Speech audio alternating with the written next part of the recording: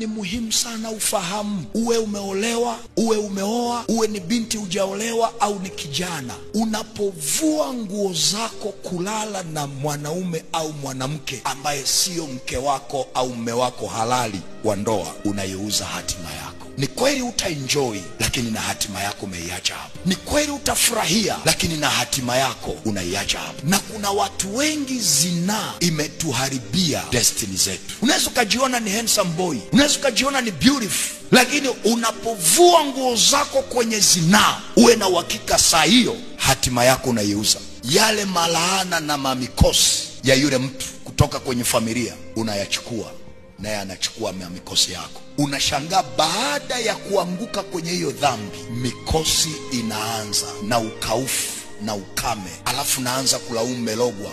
Hujalogwa. Umechukua mikosi ya Juma, umechukua mikosi ya Shabani, yote umebeba. Kuna mtu maisha yako leo yameharibika kwa sababu ya upumbavu. Unakubali kumkosa Mungu kwa sababu ya sex. Unaua destiny yako, hatima yako, kwa sababu ya ngono.